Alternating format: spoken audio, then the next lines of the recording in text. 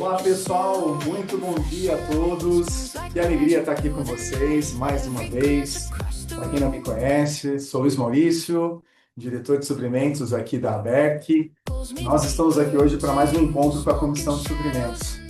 Eu agradeço a todos vocês que estão aqui com a gente, desde o pessoal da Cepate aí do Sul, o pessoal da Maná, o pessoal da Ipsal, o pessoal da Apetite, né? Paraná em peso aí, o pessoal da Risotolândia, vindo para São Paulo aqui, o pessoal da Consuma, da Ondina, o pessoal da Nutri Saúde de Bauru, o pessoal da VS, né?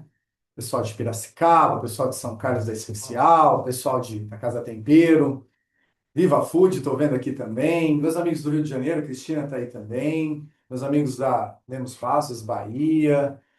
O pessoal da Nutrinor, né? Lá em cima, no Nordeste, lá também. Enfim, todos vocês do Brasil todo aí, todos os compradores. A gente fica muito feliz de estar aqui com vocês para esse bate-papo, né? Para esse momento. Claro que a gente pede para que vocês separem esses minutos para viver intensamente essa reunião. Porque, infelizmente, hoje a vida de todos nós tem estado tão corrido que às vezes a gente está presente e ausente ao mesmo tempo de um mesmo lugar, né? Então, vamos nos conectar nesse evento, vamos aprender mais, vamos discutir, vamos falar. O chat vai estar disponível para vocês falarem com a gente, se comunicar, tirarem as dúvidas. E o tema hoje, nada melhor, né? Como proteínas. Para nós que compramos aí no dia a dia, a gente sabe que proteína é para a gente, é a dor, é o carro-chefe, é a curva A, é a preocupação, e no custo alimentar, no mínimo dentro do custo alimentar, ele representa 50%, né, do custo. Então, qualquer centavo impacta, né? Somos muito cobrados, né, em relação a toda a compra de proteína em si.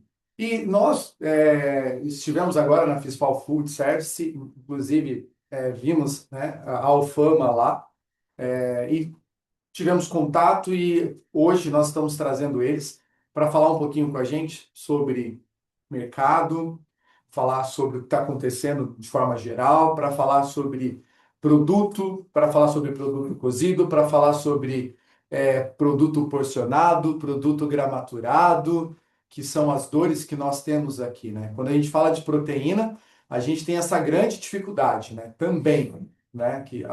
O planejamento faz ali todo o seu planejamento em cima de número de refeição e gramagem, e a hora que chega lá, a nutricionista abre e aquela gramagem, e aquela gordura, e aquela perda, e depois o percentual de água, e depois eu vou entregar para o cliente um bife pequenininho, outro grande, outro isso, outro aquilo.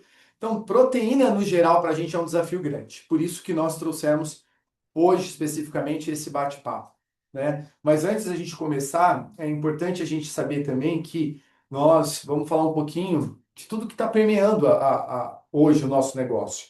Hoje, quando a gente fala do El Niño, que é uma promessa de muita dificuldade pela frente, hoje, quando a gente fala das guerras que estão tendo hoje Ucrânia, né, Irã, combustível, toda a cadeia global, né, a cadeia climática, os abates, né, cada dia mais vai se restringindo os números de frigorífico.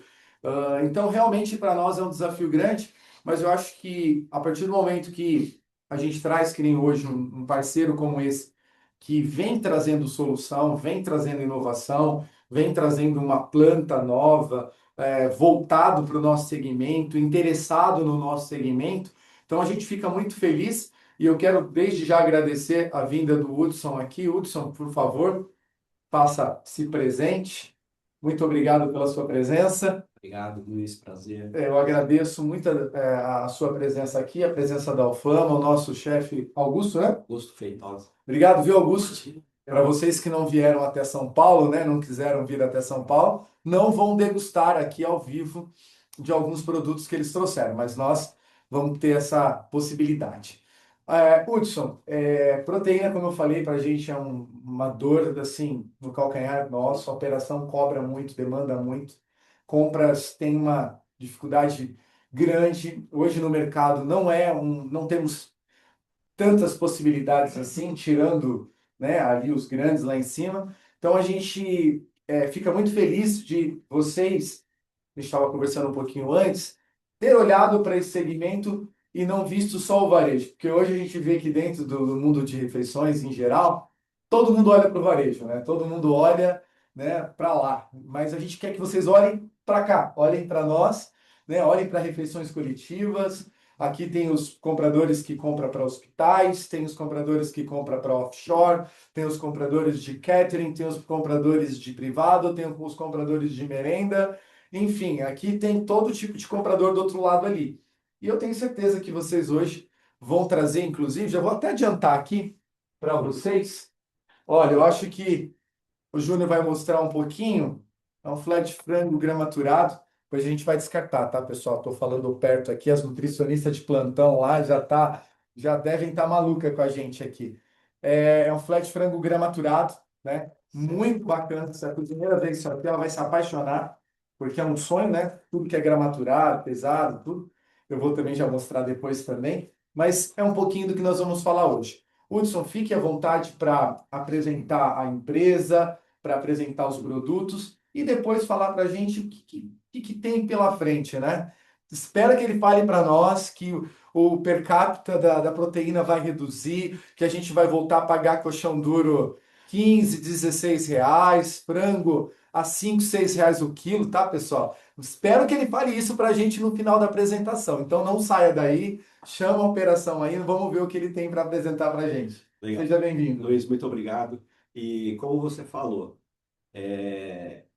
a Alfama, ela não vem com a cabeça de frigorífico, ela vem com a cabeça de food para resolver os problemas. Aliás, a gênese da Alfama veio através disso.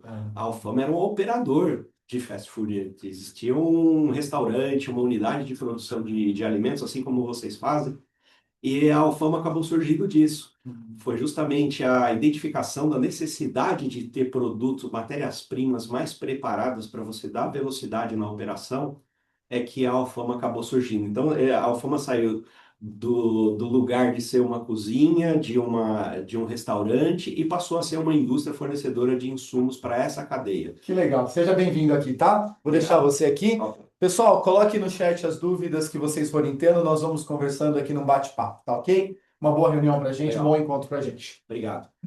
Bom, primeiramente, novamente, né, bom dia a todos. É um prazer imenso estar aqui na ABERC, que nos recebe muito bem, na figura do Luiz, na figura gentil do João, que eu conheci agora recentemente também. Muito bom e eu acho que nós vamos ter algumas horas aqui bem interessantes. Queria apresentar, primeiramente, sobre falar um pouquinho, vou falar um pouquinho sobre por onde eu passei. Eu acho que é interessante esse contexto, né? Eu sou um executivo da área de alimentos, principalmente focado em proteína animal. Minha carreira é 35 anos nesse segmento. Passei desde o pequeno varejo, né, com açougues, com proteína animal, embalada a vácuo, que foi uma grande novidade na década de 90. Depois eu fui para a área frigorífica propriamente dito, né? Passei um pequeno varejo, né? Vamos dizer assim. Depois passei pela área de camarão marinho, equipe de vendas de uma fazenda de criação de camarão marinho aqui no Brasil, né? Depois foi para o varejo, o grande varejo, na figura do Walmart, Sam's Club, onde também comandei a área de açougue, deli e padaria, que foi uma experiência muito interessante. Daí sim, eu fui para a indústria, né? Trabalhei em empresas como o Bertin, a JBS, comandei empresas aqui no Brasil, no exterior, focado nesse universo, né? Trabalhei também como supply, operador logístico na antiga fast food. Então, eu tenho uma certa experiência e conhecimento em dores do segmento, né? Desde a grande indústria às indústrias do segmento de food service, né? Então, essa contribuição toda eu estou trazendo aqui para dentro da Alfama hoje, que quer participar desse segmento de food service com muito mais prioridade, né? Então eu queria falar agora um pouco mais sobre a Alfama mesmo, contar um pouco da história para vocês. Quem não conhece a Alfama, poder poder conhecer o que é a empresa, o que ela representa dentro desse universo, e também falar como a Alfama está vendo esse mercado aqui, como o Luiz frisou, né? Agora, nós olhamos para esse segmento, nós queremos estar atuando dentro desse segmento com um grande posicionamento e ser realmente relevantes dentro desse negócio, né? Aqui. Só- só- para frente. Ah, legal. Perfeito. Então, brevemente, eu vou passar aqui pela história, né? Como eu disse aqui, a gênese da empresa, em 2012, com o armazém português, começamos a fazer produtos para dentro do nosso próprio negócio, e aí as outras empresas começaram a nos pedir produtos para abastecê-los também, e aí, como boa família empresária, conseguiu captar esse nicho, né? Ou essa demanda de mercado e fundou a Alfama em 2015. E a partir daí a empresa só vem crescendo na produção de insumos para o segmento de food service, né? Em 2016 entramos aqui no mercado do Sudeste, que é o maior mercado, né? Com uma vinda, um escritório aqui em São Paulo, está muito mais de perto nesse segmento, né? Em 2017 já estávamos no Brasil inteiro, né? Criando parcerias com várias empresas e atuando já numa grande totalidade do território brasileiro, né? Em 2019, a Alfama expandiu mais a sua capacidade produtiva entrando no segmento de carne in natura. Foi uma experiência muito interessante, onde a empresa pôde aprender bastante sobre esse universo e aí reformulou todos os seus planos a partir de 2020, né? Onde a empresa começou a se reestruturar e olhar para frente, né? Olhar os próximos 10 anos à frente, trouxe um sistema de gerenciamento para trabalhar melhor os números e em implementação da governança corporativa realmente para dar toda uma robustez e estrutura para o crescimento que a empresa estava vislumbrando, né? E suportando o crescimento que a empresa vinha se desenvolvendo. Até chegar ao ponto que em 2022 a empresa já detinha 20 mil clientes ativos sendo atendidos em todo o Brasil, né? E se consolidando na posição de líder no segmento de carne cozida desfiada, com um share de mais ou menos 88%, segundo o IFB. É uma posição realmente respeitável que a gente vem fazendo. Mas isso não satisfez, né, os anseios da empresa. Em 2026, nós retomamos o projeto da carne in natura com a vinda da planta de Louveira, agora em janeiro, uma planta muito bem estruturada, onde nós podemos desenvolver esse produto que o Luiz mostrou para vocês aqui no início, né, o produto gramaturado in natura, que nós vamos falar mais a respeito, né? E instituiu uma nova diretoria para cuidar disso, né? Então, aqueles que viam a Alfama como uma indústria muito boa, uma marca muito boa de produto, um produto muito bom dentro do mercado de carne desfiada, agora ela se preparou de uma forma muito mais robusta para atender o mercado do food service, que não o da distribuição, né? Então, é a partir daí que a história dessa diretoria começa, né? Então, um pouquinho do recall que eu falei para vocês, né? Nós temos um reconhecimento de marca bem interessante, na faixa de 92%, quer dizer, os clientes indicam outros clientes para usarem a marca Alfama, e nós temos essa posição número um no mercado de 88% de share, segundo o IFB, com o produto carne desfiada cozida, né? Ô, Hudson, se você puder Pois, falar até um pouquinho mais alto, que esse microfone não capta tão bem, perfeito, perfeito, perfeito. tá? Joia.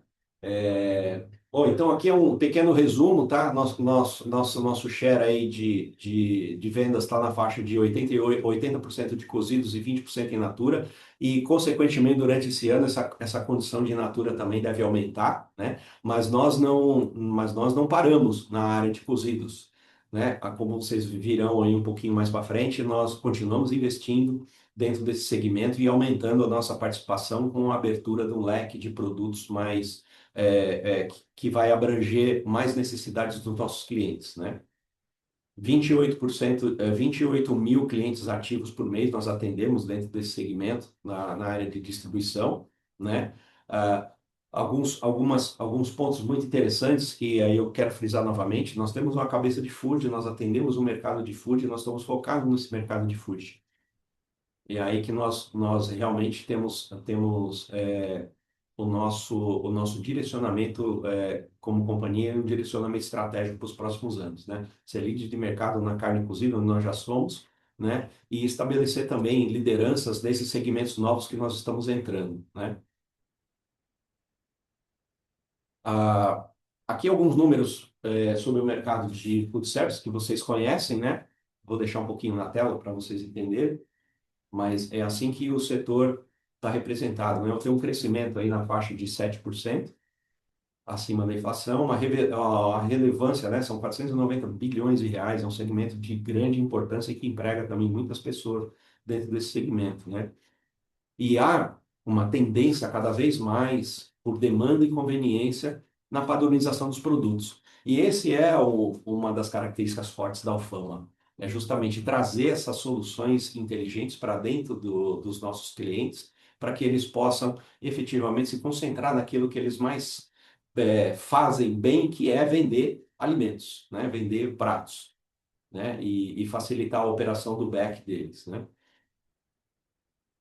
Aqui é uma ideia do portfólio de produtos que nós temos hoje, tá? Então, desfiados, que é o carro-chefe da empresa, né? E dentro do segmento de carne in natura, nós temos a carne moída, né? Nós temos hoje dentro da distribuição dois padrões de carne moída, né? É um padrão com mais gordura e menos gordura. E na área de porcionados nós temos vários cortes, tanto de bovino quanto de aves hoje, né? E vou falar um pouquinho mais até sobre o suíno que realmente é uma oportunidade que nós estamos enxergando aí para frente, na ampliação desse Só mercado. voltando um pouquinho, Pois não. ô Edson, ali nos seus produtos, a gente vive aí, né, como todo segmento, um apagão de mão de obra, né? Sim. Então, o que é o grande desafio hoje? A gente quer oferecer esse produto para a cozinha, pela praticidade, tudo. E às vezes a gente, em compras, acaba enfrentando uma resistência, uma certa briga com a operação, mas pela questão do custo. Porque funciona assim, eu não consigo tirar um colaborador lá, eu vou colocar esse produto e vou tirar um colaborador. Eles sempre pensam nessa conta automática. Só que isso não acontece, porque no dia a dia é absenteísmo, turnover alto e tudo mais. Então, a gente traz esses produtos que, onde a gente tenta, junto com o planejamento, Uhum. eu consigo comprar menos em quilo, em per capita, eu pago um preço um pouco maior do que eu ia ter gelo, essa conta Uhum. de limpeza, depois o processo de cocção e a finalização, meu, é uma análise que eu tenho. Então, não é preço, eu tenho que, na verdade, ver custo-benefício. E esses produtos ajudam muito, porque eles chegam praticamente pronto. Então, eu estou lá com uma defasagem de mão de obra, eu tenho um restaurante lá com trabalhadores da indústria para um almoço, então eu simplesmente vou lá. E isso tudo, volta um pouquinho, Júnior, é importante quando o compras ele faz esse papel de trazer, entender, fazer conta e mostrar para a operação o quanto é vantajoso esse tipo de produto. Porque para o cozinheiro também, simplesmente o cozinheiro mais antigo, ele tem uma resistência. Uhum. Ah, mas peraí, como assim? Isso aí não é bom. Nem testou, né? Então, É. esse é um tipo de trabalho ali, estou falando isso, estou falando mais na linha dos desfiados, dos cozidos, que eu acho que é importante. E falando de porcionado, aí hoje a gente tem muitas empresas que trabalham com porcionado, mas com essa grande dificuldade. Não entrega a gramatura que a gente precisa, a qualidade que a gente precisa, e é um desafio grande. E muitos também não querem trabalhar. A maioria quer trabalhar com a peça, me entregar a peça. mas eu preciso desse produto já ali na cozinha porcionado, ou cubos, ou, né, ou bife, ou isca. Isso ajuda muito. E a gente fica muito feliz, que nem vocês, de olharem para isso. Você vai falar, acho que agora, sobre a tecnologia que vocês buscou lá fora para poder entregar melhor isso. Porque normalmente as máquinas comuns hoje joga lá dentro e sai picando tudo. Aí sai um cubo desse tamanho, sai um cubo assim, sai um cubo assim, sai um cubo. Enfim, é muita coisa que acontece. Então a gente fica feliz de vocês olharem para esse nicho e poder pensar, poxa, vou levar isso para o food service, vou vender isso no food service, porque é um desafio muito doloroso para a gente dentro da cozinha, esses produtos aí. Não, você pontuou muito bem, Luiz. Existe o custo direto e o custo indireto. O indireto geralmente é o custo invisível, né? Que pouca gente é, consegue enxergar, né? Você tem que fazer um gerenciamento muito bom para você entender quanto custa a sua mão de obra por quilo, quanto custa o seu espaço, né? Muita gente às vezes releva a questão do espaço, mas vamos dizer o seguinte: se você vai trabalhar com peça, você vai, dependendo do tipo de corte que você está fazendo, você pode perder entre 20 a 30%. Isso. Pô, mas são 20 a 30% de quilo que eu estou pagando a mais, são 20 a 30% de massa de carne que você tem que refrigerar, que a energia custa, né? E depois o resíduo que você tem que mandar embora, que custa dinheiro, não é? O lixo não é barato na área industrial, a gente sabe. Ainda mais o lixo orgânico que a gente está falando, né? Então, todos esses custos invisíveis, né? Às vezes eles são não percebidos como valor, mas é aí que entra a solução do produto já mais pronto. Mas nós vamos falar um pouquinho mais aprofundadamente para frente. Você fez uma pontuação extremamente importante. É, É. Então, seguindo aqui, na excelência, né, o que que a Alfama está olhando para frente, né, que para crescer nós temos que crescer muito bem estruturado. Então, nós trouxemos realmente parceiros comerciais extremamente importantes para nos ajudar na gestão e processos de tecnologia, né, que vão dar sustentação. Ah, falando um pouquinho da área de produção mesmo, né, a nossa sede está em Cascavel e a nossa unidade de produção de produtos cozidos está em Cascavel. Nós temos uma área lá de 2.600 metros quadrados, né? Produzimos aí em torno de 7.800 toneladas ano de produto com aproximadamente 350 colaboradores, né? É, essa planta é um dos pilares que a gente tem hoje dentro do comércio, da produção e da comercialização de produtos cozidos, e nós, esse ano, implementamos também uma linha de produtos esterilizados. Tá? Então, era um complemento que alguns clientes estavam nos pedindo dentro desse universo, e nós trouxemos esse produto para complementar a nossa linha com aplicações específicas para clientes que às vezes não tem capacidades de refrigeração, unidades remotas. Então, é você poder levar a proteína de alta qualidade para fora do sistema de refrigeração. Então, legal. nós temos esse produto também agora em linha. Começamos com a carne seca e já, provavelmente, o próximo mês, eu já tenho disponível o frango também. Tá? Que legal. Aqui em São Paulo, na unidade de Louveira, uma cidade próxima a Campinas, aqui, 80 quilômetros de São Paulo, da capital, muito próximo, muito acessível. É uma planta que nós começamos a trabalhar agora em janeiro, que faz toda a linha de porcionados in natura e carne moída, uma área produtiva de 3.315 metros quadrados, né, com a capacidade de produção de 11.000 toneladas por ano, e temos 120 colaboradores lá e em fase de crescimento, né? É uma planta, inclusive, que está estruturada para a gente começar a exportação, provavelmente até o final desse ano, mas se a gente não finalizar esse ano, com certeza o ano que vem nós vamos começar a fazer isso, porque essa dor que nós sentimos no Brasil não é só no Brasil, ela existe no mundo inteiro, né? Então, nós olhamos esse mercado, né? Esse mercado de produto pré-processado também e para fora do Brasil. Aqui alguns pontos que eu coloquei, mais para chamar um pouquinho a atenção de vocês sobre aquele ponto que eu falei, que a Alfama é muito conhecido sobre a carne cozida de chiado. Mas E por que que a Alfama decidiu ir para esse segmento, né?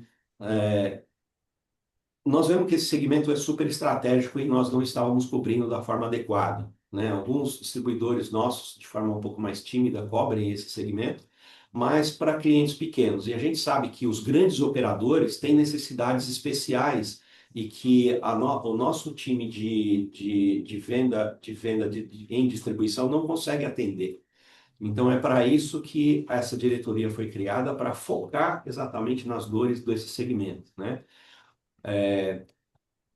A Alfama vem para atuar na área de cozinhas industriais e cozinhas e refeições coletivas, e indústrias e marca própria com a cabeça de food service, né? Eu gosto de repetir esse termo porque realmente a forma como você enxerga e você atua no mercado faz toda a diferença no resultado final com o cliente, né? Principalmente no relacionamento e na entrega final da solução para ele, né? A linha de produtos cozidos, apesar de já sermos líderes, temos uma participação de mercado grande, um volume grande, ela continua em ampliação, como eu disse, né? Não só com produtos novos, mas com uma capacidade produtiva maior para entrarmos dentro desse segmento, que a gente sabe que os grandes operadores demandam grandes volumes. Então, nós estamos preparados também do ponto de vista fabril para fazer frente a essas necessidades dos nossos novos clientes, né? A nossa linha de produtos in natura, como eu disse, estamos com uma linha de bovinos já implementada, uma linha de aves implementada. Até o final do ano nós queremos entrar na linha de suínos também, tá? Já estamos fazendo alguns experimentos e desenvolvimentos com alguns clientes que têm mais urgência, vamos dizer assim, no segmento de suínos. Vemos que o controle de custo e padronização desse segmento é importante e é nesse segmento e nessa modalidade que nós somos muito bons. Então, nós estamos trabalhando o nosso core para atender essa necessidade dos clientes, né? E uma outra característica importante é vocês viram aí o catálogo, a gente vai passar por alguns produtos, né? Mas a Alfama tem um bife só de 120, 130? Não. Nós temos uma capacidade de trabalhar a quatro mãos em desenvolver produtos específicos que tiverem dentro do alcance da nossa linha Fabril. Então, esse é um dos grandes pontos que nós trazemos para esse segmento. Então, agora eu quero falar especificamente, trocar o meu slide, para a gente falar especificamente sobre o segmento nosso. Que bom que a gente vê ali que vocês estão muito atentos a esse movimento do nosso segmento de forma específica, né? Olhar realmente quando vocês criam lá dentro da diretoria. Porque hoje, quando você vai no frigorífico, a mentalidade deles em relação a gente é totalmente diferente, porque há uma distância, né? De realidade com aquilo que eles fazem, com a necessidade de transformar o produto. Então, eles não têm aquela condição para poder, digamos assim, chegar nesse estágio, né? Então, acho que quando vocês olham para isso com esse olhar específico, olha, montar uma diretoria só para isso, com certeza vai ser muito mais direcionado e para nós é melhor falar uma linguagem, explicar as dores, conversar, falar de logística, falar de uma tabela mensal de preço fixo para um mês. Todos esses detalhes de refeições coletivas, a gente consegue ter, né, ouvidos ali atentos para isso, porque normalmente no frigorífico as coisas são um pouco diferentes, né? As tratativas são bem diferentes. É. Existem algumas diferenças que são importantes e aí justamente eu frisei que a Alfama tem a cabeça de food, justamente pela pontuação que você fez, né? Eu digo que a indústria frigorífica é a indústria da desmontagem, né? E quando você desmonta, você tem que buscar os melhores custos em cada corte que você faz, né? Se você concentrar a venda num corte, você tem outros cortes, né? Seja ele o boi, seja o frango, seja o porco, é a mesma história, né? Se eu vender muita picanha, eu tenho muito coxão mole para vender, tenho muito patinho para vender, tenho muito osso, tem vários outros cortes que você tem que vender. Agora, nós optamos por um modelo totalmente diferente, que é o modelo de montagem, né?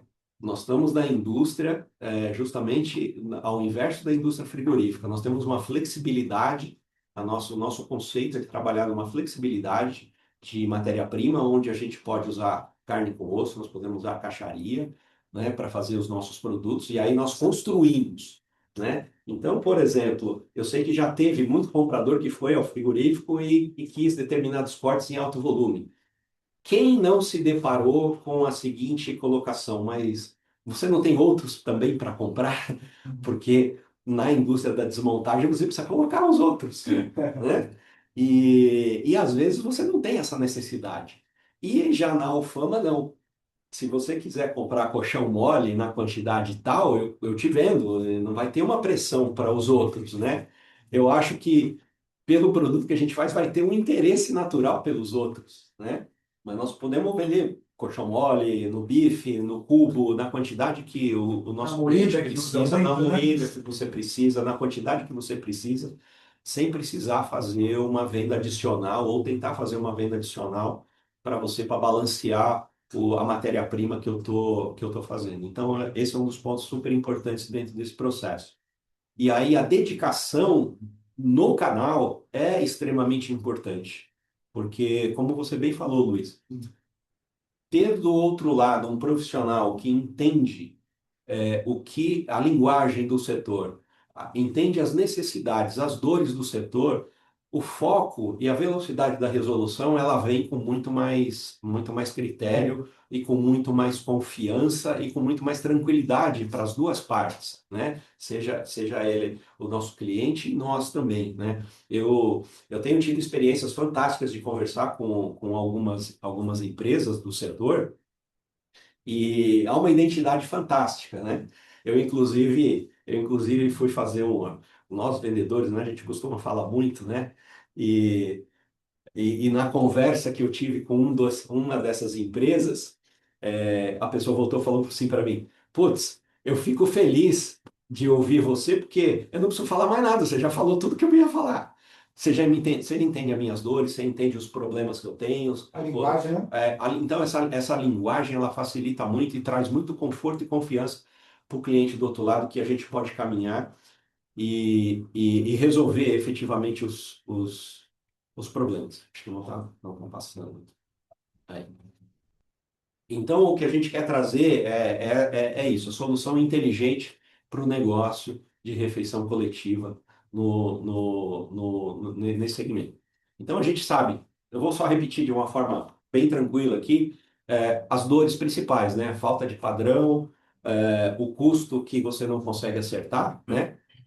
Muitos processos envolvidos na transformação da proteína animal, né? Desde você comprar colocar o produto, ver o padrão que você recebeu, né? Os desperdícios que existem dentro da cadeia e a destinação que você tem que dar para esse desperdício, né? Que não é tão tranquilo, né? A mão de obra, né? Que não só a mão de obra para trabalhar com proteína, ela é mais cara, né? Não é qualquer um que pode trabalhar a parte de proteína, porque praticamente a margem está na mão daquele profissional que está limpando e cortando a proteína animal. Então, isso também é um problema. Além de tudo, né, você encontrar esses profissionais para estar lá e também o risco, né, que você tem de não ter um staff completo para lidar no dia a dia, né? Fora hoje, não cortando você, a questão trabalhista, hoje, o colaborador ele trabalha um dia na unidade, aí ele cortou lá meia dúzia de bife e ele vai se afastar porque ele está com tendinite no braço e então tem uma série de coisas que a gente tem que ficar preocupado, né? Então, dentro de refeições coletivas, tem alguns pontos que a gente acaba tendo que olhar porque isso impacta. Você imagina o comprador, né? O que o comprador tem a ver com isso, né? Tem tudo. Tem tudo. Tem tudo a ver com isso, né? Tem tudo. Até isso tem a ver dentro do universo de compras. E isso passa por vocês, porque vocês vêm com a solução para tais questões, né? Porque isso é aquele custo invisível também, que Isso. a gente falou. Não é visto. A empresa vê lá no RH, ela vê lá no DP, ela vê lá em outro departamento. Mas muitas das vezes ela veio de onde? De problemas gerados dentro da cozinha. Sim. Por qual categoria? Alguém que comprava carne, que tinha lá, a mina, 1.000 bifes dia lá. Fora o desperdício, fora a Sim. padronização, enfim. É. Então, você falou tudo. Na cozinha é onde tudo acontece efetivamente, né? Lá é onde tudo acontece, né? A parte de compras é um pedaço dessa cadeia que ali é no calor da cozinha, no processamento, é que as coisas efetivamente acontecem e aquilo, e o resultado é consequência daquilo, né? Perfeito. Eu já falei um pouquinho, a gente já passou ali um pouquinho na linha, né? E justamente a nossa linha foi criada justamente para trazer soluções e cada vez mais prontas para esse operador desse segmento. Só voltando ali um pouquinho, os produtos vocês têm embalagens de 2 quilos, eu vou até depois no final, a gente mostra esses produtos que Sim. estão aqui. São embalagens maiores, embalagens menores, embalagens de 1 quilo, como que vocês trabalham? Na distribuição, aí eu vou falar, na distribuição, nós trabalhamos com embalagens de 1 quilo nas nossas carnes cozidas e desfiadas. Trabalhamos com embalagem de 2 quilos, padronizada também, nos cortes in natura, nos porcionados. Embalagem de 1 quilo para carne moída. Aí vem numa caixa o quê? Com 10 quilos, caixa com 4 pacotinhos? Aí as caixas variam um pouquinho. Acho que a moída, se não me engano, é 9 quilos. A caixa de porcionado são 6 quilos. 6 quilos. Né? E a caixa de desfiados são 6 quilos. Tudo isso para a gente impacta, porque a gente tem desde uma unidade de 50 refeições a uma unidade de 2.000, 3.000, 4.000 refeições. Então, nós temos de tudo.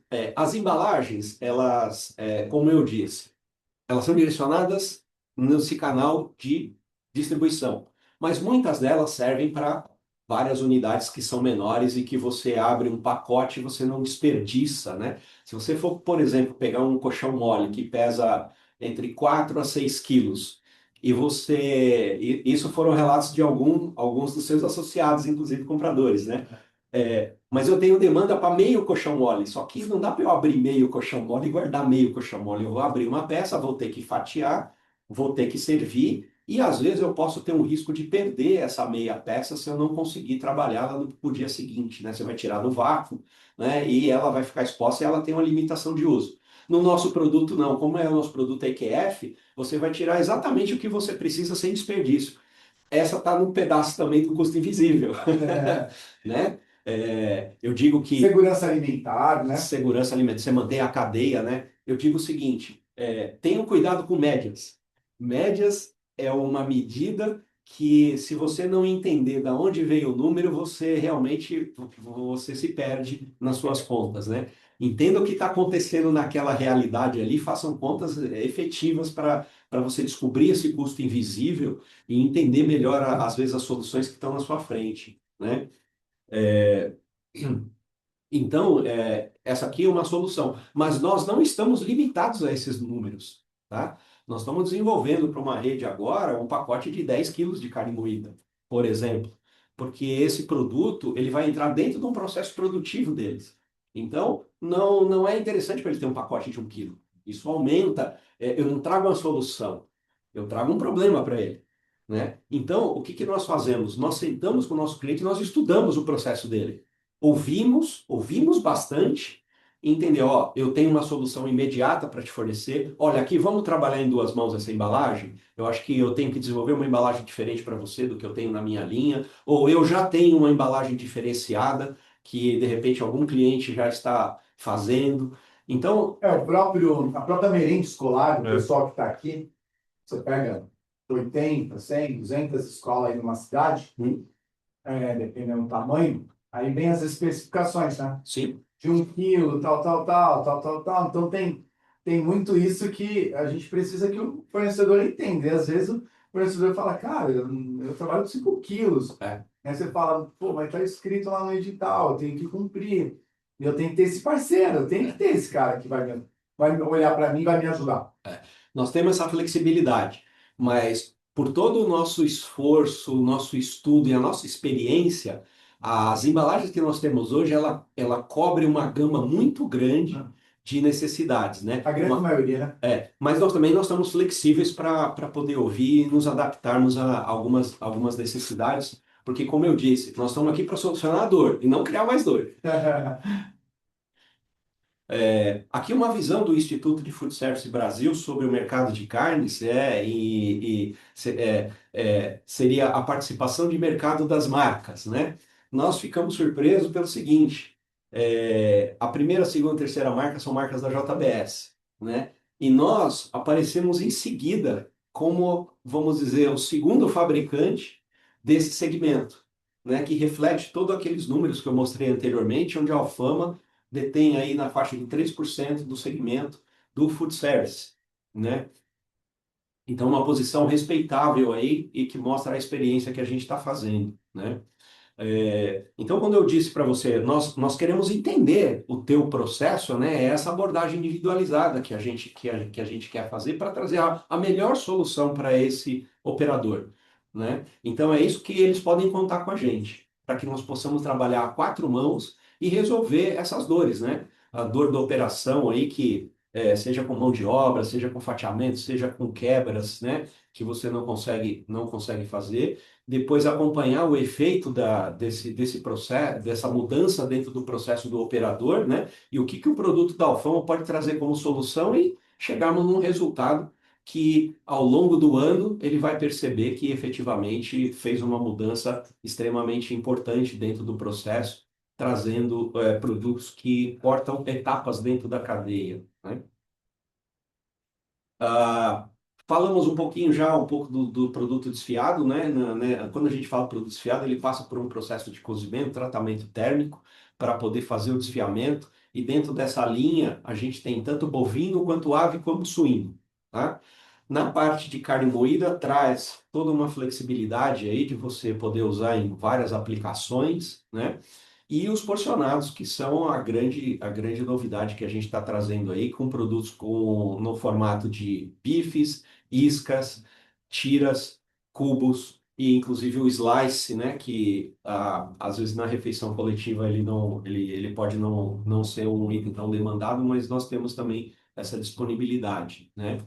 Quando a gente fala de desfiado, nós temos opções extremamente interessantes aí dentro do mercado, né? Onde um é a carne seca, né? A carne seca é um produto assim que é um dos carros-chefes da empresa, está presente em vários segmentos da operadora, desde pizza, sanduíche e tal. Aqui o pessoal que está aqui vai poder apreciar alguns produtos feitos com carne seca, feitos pelo nosso chefe aqui, o Augusto Feitosa, Uhum. né? Que é uma aplicação extremamente direta. Por sinal, vou aproveitar essa oportunidade, viu, Augusto? Dá licença. Tá? Fica à Então, vontade. é um produto de uso direto, porque ele já está cozido, né? Então, é você colocar um pouco do seu tempero e tal, fazer um leve aquecimento para servir, ou não, frio você pode usar diretamente, né? Nós criamos a linha do Shelf Stable também, e é um produto que você pode armazenar a temperatura ambiente, para que você use de uma forma mais remota, né? Em acampamentos, operações a campo, né, onde você tem dificuldade tanto de levar a refrigeração quanto de usar calor, né, dentro desse processo, né? Então é um produto que se adapta muito bem, né, nesse universo. E 100% de aproveitamento, produto super padronizado em termos de sabor, de textura. Então não há perda nenhuma. Você sabe que 1 quilo que tem ali dentro, você vai usar 1 quilo que está ali dentro do processo. Elimina resíduo, elimina a necessidade de mão de obra, qualquer mão de obra, né, especializada dentro do uso desse produto. Traz uma economia de energia fantástica, né? Ó, maravilhoso o produto, viu? Ó, que bom. Tá aprovado, viu, Augusto? Olha, muito bom Né? produto. E você reduz o tempo de entrega do prato, né? Entre você descongelar o produto e levar o prato, o produto pronto para o consumo, né? Na cadeia do restaurante coletivo, né? É, aqui a nossa participação dentro do mercado da categoria de desfiados, né? Nós detemos 91% no segmento. Os nossos concorrentes aí estão elencados, né? Há uma dominância e qualquer dominância dentro do mercado, ela cria uma expectativa muito alta. Então, realmente, nós temos um respeito muito grande pelos nossos clientes que nos entregam 91% de participação dentro do mercado e a Alfama está constantemente olhando e melhorando todo o aspecto de qualidade, de distribuição, de ajustes que possam ser feitos no produto de acordo com as demandas, né? Porque o mercado ele é dinâmico, né? Então, upgrades que nós estamos fazendo dentro dos nossos produtos para trazer mais variedade de produtos dentro do segmento. A carne moída também é um outro produto que realmente nós olhamos e que traz soluções para dentro desse segmento. Temos um teor de gordura controlado que nós podemos fazer. Hoje nós temos duas linhas padronizadas, mas como eu disse, nós temos flexibilidade para trabalhar padrões de qualidade diferentes, né? Fazemos toda uma limpeza prévia nas peças antes de entrar dentro do processo de moagem, que garante uma desnervação automática. Nós temos também equipamentos para garantir a desnervação mais para frente, né? Temos essa flexibilidade de pôr matérias-primas diferentes para chegar em produtos, texturas e custos diferentes para esses operadores, né? Bem como a flexibilidade da embalagem, né?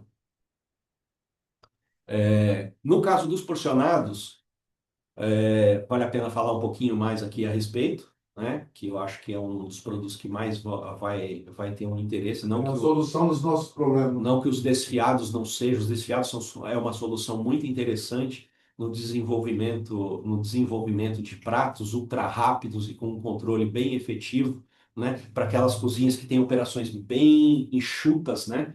Que a gente sabe que às vezes você não tem todos os equipamentos disponíveis ali, você tem que lançar mão de produtos mais já prontos, cozidos, preparados para que você faça um ligeiro aquecimento ou uma condimentação bem rápida ali para complementar. Até para a produção, durante a semana, quando você tem esses produtos, você dá uma tranquilidade melhor para elas, você dá uma calmaria naquela semana.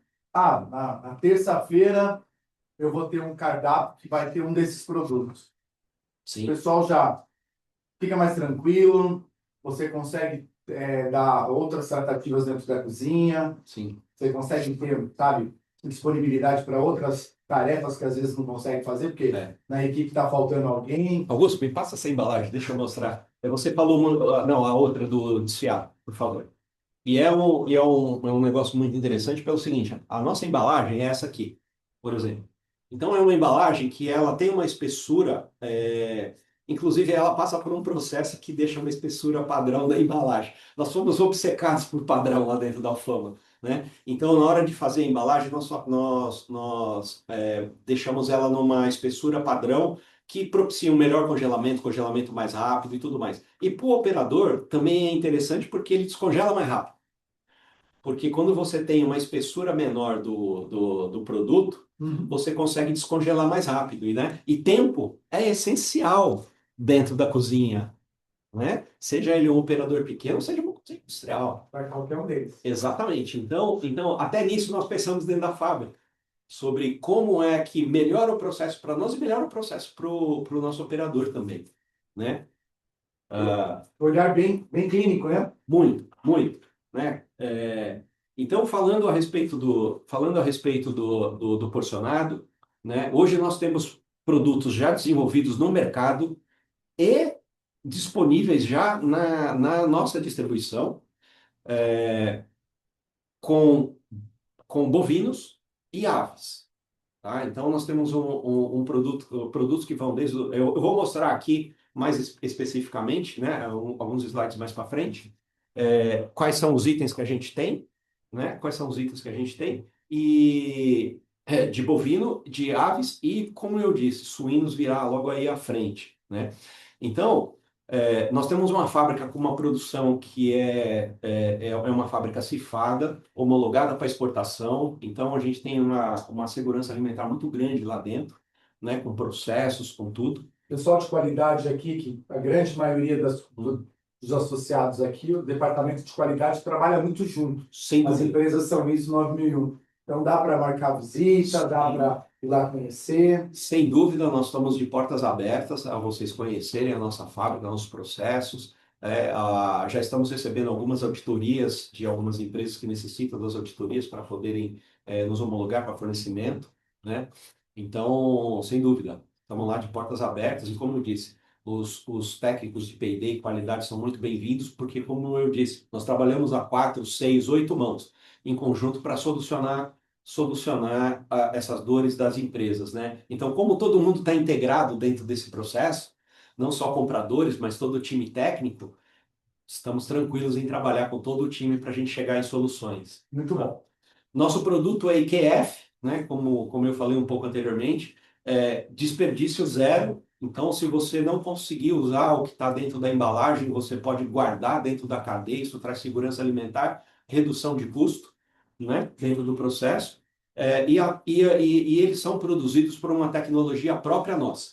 Tá? E aí é um dos grandes segredos que a gente tem para poder trazer essa solução que que vai efetivamente solucionar muito dos problemas nas cozinhas industriais, né? Vamos falar o primeiro ali, um ponto que eu vou estressar alguns pontos ali que são importantes. Primeiro é o peso padrão, né?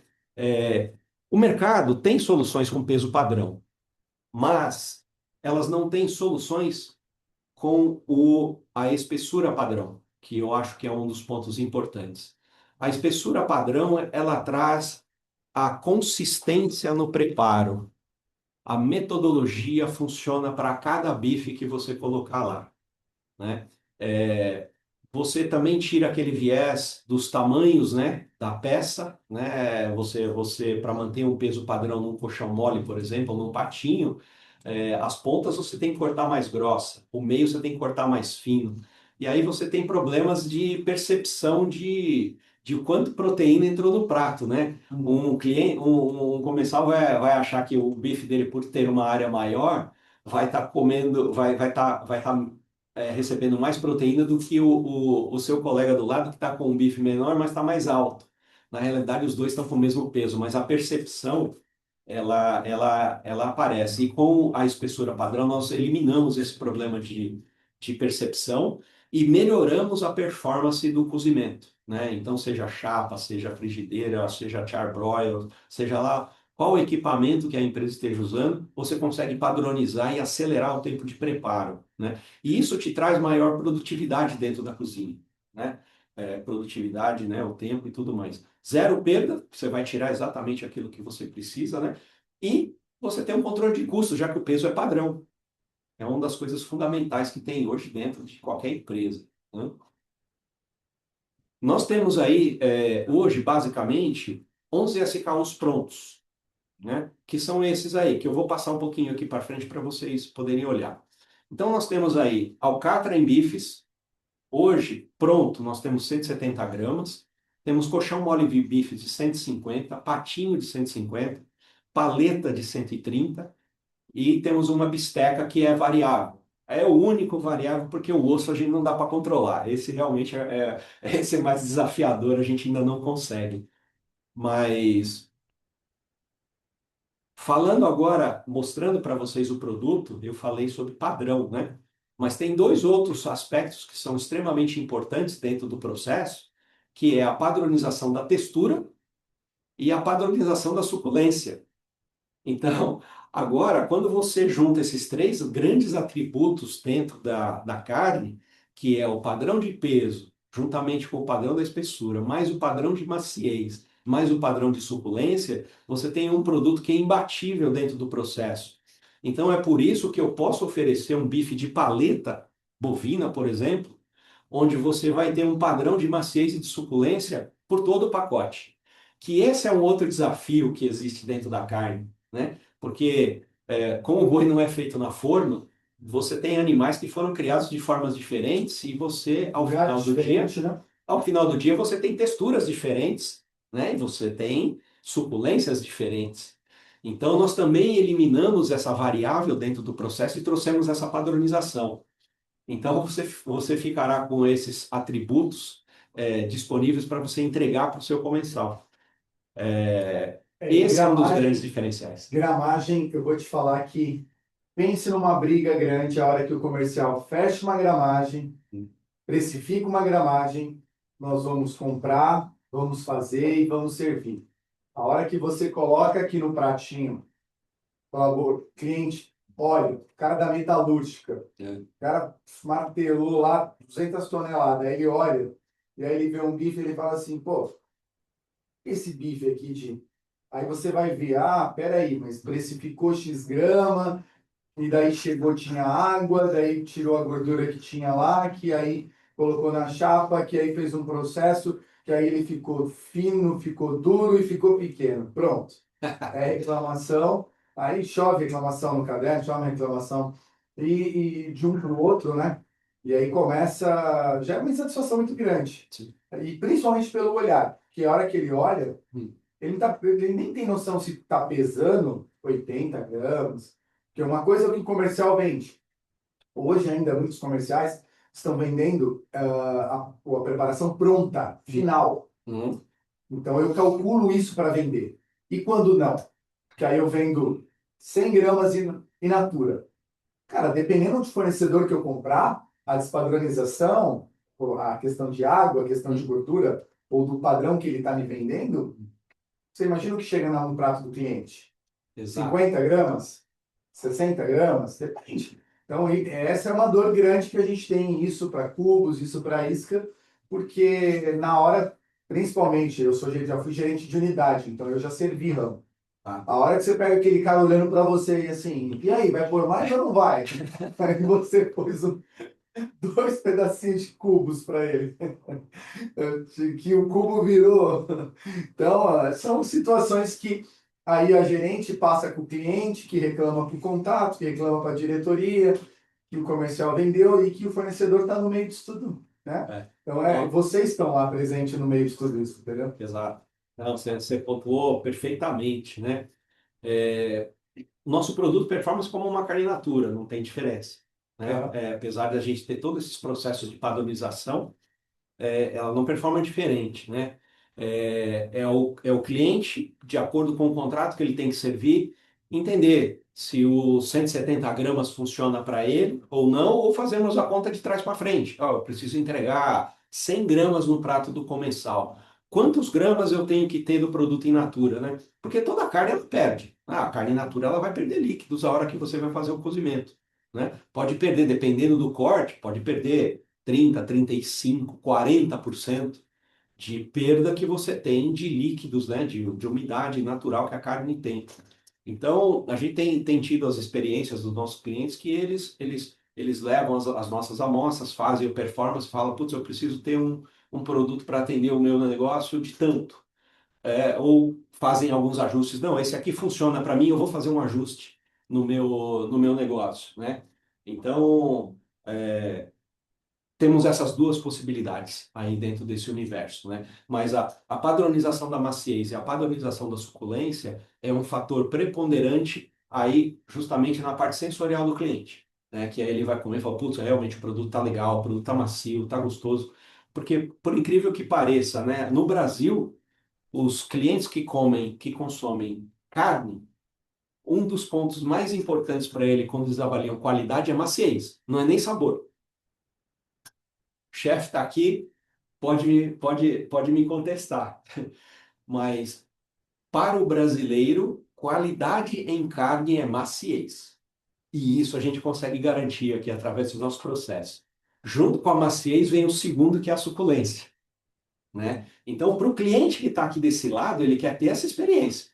Mas para o operador da cozinha industrial, isso não basta. O que precisa é ter a padronização do corte, do peso, ter a padronização da espessura para que ele possa garantir esses outros atributos do outro lado, né? E o preço, né? Que E o não preço, sem pode, dúvida, e o sem preço que dúvida. não Você, pode ser preço de picanha, né? você tocou num ponto super importante, Luiz, que justamente a gente está falando só de benefício, mas lá nós fizemos vários estudos, que é o seguinte, o custo todo invisível que está aí, ele vai ser precificado no preço, mas não na integralidade, né? Porque lá nós temos uma outra estrutura de custos e tudo mais.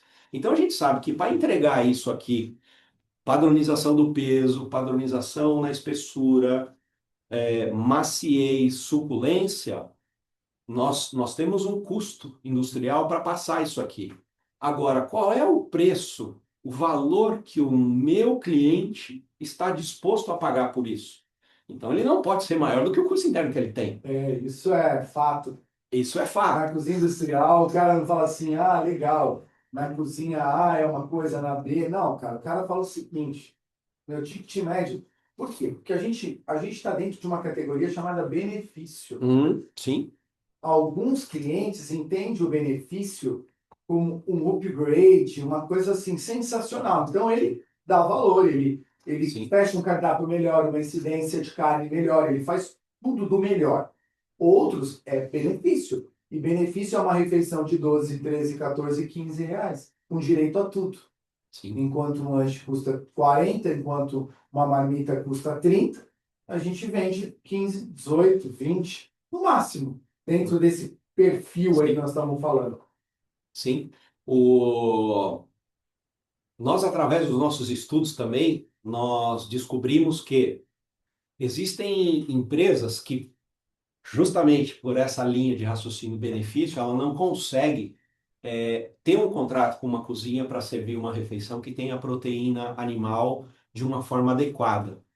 E nesses estudos a gente descobriu que se a gente entregar determinado valor para um produto desse, porcionado, você tem condições de expandir os seus negócios. A cozinha industrial tem condição de expandir o seu negócio, porque você consegue reduzir o seu custo de proteína animal na hora de colocar um contrato na mesa, né? Então, eu já me deparei, inclusive, com empresas dessas que falam assim, eu não consigo, porque a hora que eu for pensar em comprar uma peça, limpar, pô, cara, eu tô fora, eu não vou entrar nesse segmento. Mas a partir do momento em que eu coloco isso aqui disponível para esse cliente, que fala, putz, eu não preciso do especialista para cortar, eu não tenho desperdício, eu não tenho como, opa, peraí, mudou o jogo. Agora eu tenho condições de oferecer naquele cliente que eu não tinha custo, oferecer uma proteína animal e com certeza eu vou ter mais benefício. Então, existe uma série de benefícios que eu não vou conseguir enumerar todos aqui, porque a cadeia de valor de um produto eu enxergo como a percepção do cliente. E cada cliente dentro do seu, como eu não conheço todos os negócios de cada cliente vai ter uma, na hora que olha para esse produto, né? E aí é que está a grande percepção dos compradores, né? Eu acho que assim, pô, peraí, com isso aqui eu consigo dinamizar meu business, eu consigo entrar em negócios onde eu não entrava. Outra, isso aqui vai me viabilizar alguns clientes que eu não entrava porque realmente o custo para eu operar uma carne bovina ou ave, seja lá o que for, eu não consigo. Então, cada cliente, né, como eu falei, eu não vou conseguir falar de todos os benefícios, mas cada cliente vai olhando para isso, vai olhar, trazer para dentro de casa e falar, opa, peraí, isso aqui tem grandes oportunidades aqui dentro. Então, é nesse conhecimento mútuo que a gente está fazendo com os clientes que a gente vai descobrindo as oportunidades e aí construindo o negócio. Esse é um ponto super importante. Então, não se atentem puramente às gramaturas que estão aqui, tá? Porque realmente eu vou colocar nesse slide aqui, que ilustra muito bem isso, que é o seguinte: quais são as customizações rápidas que a gente pode fazer, né? Porque customização também custa, tá? Então, se eu der uma referência para vocês aqui, que o meu bife de frango custa, sei lá, R$ 23 o quilo, né? Eu sei para, pô, Hudson, mas 130 gramas para mim não é legal. Eu preciso de um de 110. Oh, posso fazer, não tem problema, é uma customização rápida que eu faço. Mas isso tem algum impacto de alguns centavos dentro do preço. Normalmente a gente faz o seguinte, não cortando você, a gente faz ali, tem a turma do 60, 80, Hum, 80, 100, sim, 100, 120, 120, 140. é, Tem essas ponderações sim. margens aí. Essas variações. Então a gente está bem flexível com relação à espessura do bife, né, para determinar a gramaturagem, né? Matéria-prima também, né? Temos aí o coxão mole, o patinho e a paleta, mas podemos usar outros cortes também, de acordo com algumas especificações que acontecem, e no tamanho das embalagens, tá? Também a gente pode fazer customizações rápidas, tá? Na parte de cubos, nós temos aí, ó, cubos de 2x2, 3x3, 5x5, né? Padronizados hoje, nós temos o filé mignon de 2x2, o patinho de 2x2 e o acém de 3x3. Temos uma costela a embalagem é padronizada, mas o cubo não é padronizado, né? Pelo mesmo motivo lá da bisteca, que a gente tinha o osso, né?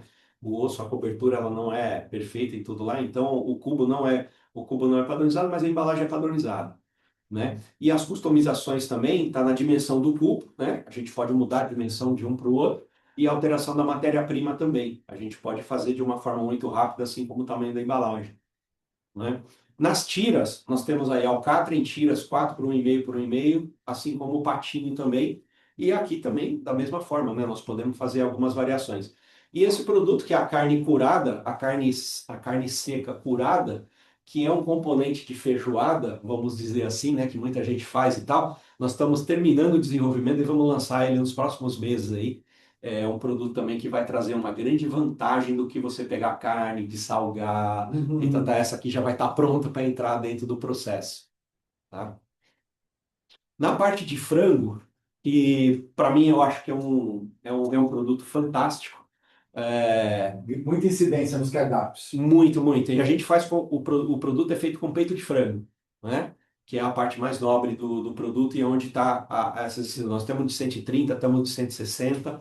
Temos os cubos e as tiras de frango também, no tamanho de 2 por 2, 4 por 1,5, 1,5. Produto super versátil que pouca gente tem hoje dentro do mercado, né? Então, vou deixar aqui os contatos, né? Depois vocês vão receber as apresentações aí, segundo o Luiz, vocês vão ter os contatos. São dois profissionais que estão comigo no meu time, que são especialistas nesse segmento aí de cozinhas, né? E de redes e franquias também. Você vai mudar depois. Vamos mudar para o slide. E agora eu queria aproveitar para a gente falar um pouquinho sobre mercado, tá? Porque justamente trazer soluções super interessantes, mas entender como é que é a dinâmica do mercado. Uma coisa que nós ainda na Alfama não conseguimos fazer é como é que a gente põe o boi dentro de uma linha para a gente manter preços saudáveis e tudo mais. Isso aí realmente a gente ainda não conseguiu. Desafio, né? E esse é um dos grandes desafios dentro do mercado. Eu estava conversando com o Luiz um pouquinho aqui a respeito. Eu já tive na cadeira de vocês aí como comprador, tá? Então eu sei muito bem as necessidades que vocês têm, as dificuldades que existem para que você compre uma matéria-prima, né, como é a carne, de uma forma tranquila, né? Tranquila do ponto de vista de saber que vocês fizeram a melhor compra, a melhor negociação daquele produto naquele mês, né? A carne, por si só, é uma commodity, entre aspas, né? Da forma pura como ela é trazida na sua origem, desde o animal vivo até você abater ele e ele está com osso dentro do complexo frigorífico e depois você desmontar, propriamente dito, como eu falei, né? Cada vez que você vai agregando serviços dentro desse processo, o preço, a dinâmica do preço também vai se alterando, tá?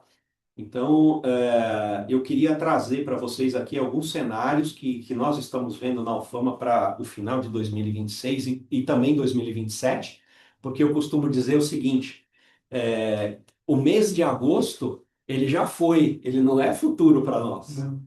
O mês de agosto já é passado. A gente tem que olhar para frente e olhar, inclusive, o segundo ano, que vai nos ajudar a nortear o que a gente vai, como é que a gente vai fazer. E eu sei também que vocês vão estar envolvidos aí, nós já estamos na beira dos orçamentos, né? Praticamente em setembro, todo mundo começa a fazer os seus orçamentos para De novo. 2000. De novo. De Fizemos novo. ontem, estamos fazendo de novo. Então, vamos fazer ele no 2027. Eu espero trazer uma luz para vocês, né? E espero que essa luz não seja do trem vindo na nossa direção, como disse o Luiz, né? Mas dá uma visão para vocês de como vão se comportar as matérias-primas da forma macro, tá? Isso é uma visão macro que a gente tem para que ajude vocês a entender melhor esse mercado e vocês poderem fazer boas escolhas e boas negociações.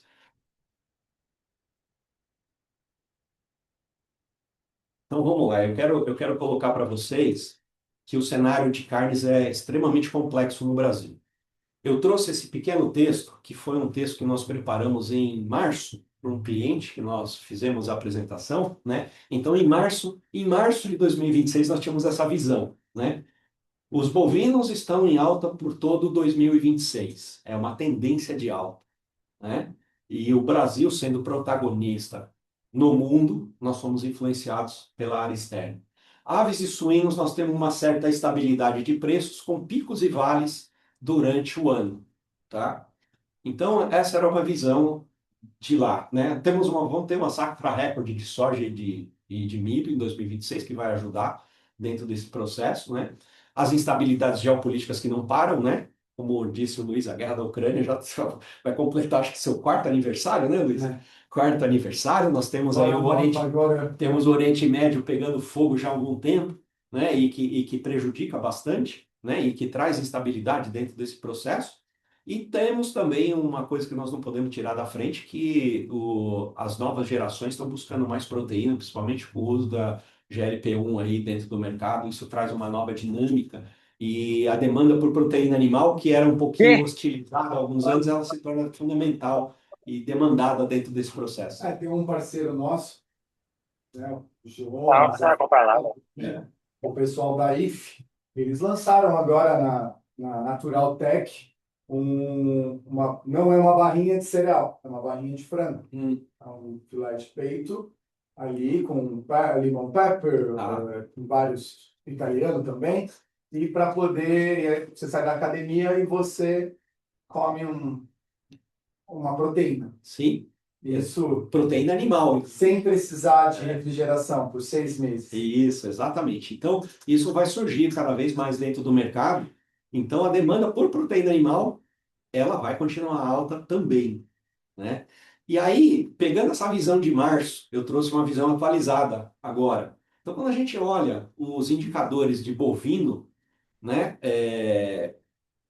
Eu acho que isso aqui, acabou pulando uma. Quando eu trago um indicador de boi gordo, né? Um indicador do CPEA aqui, preço do boi negociado dentro do Brasil, você vê que efetivamente o que a gente estava falando em março continuou, né?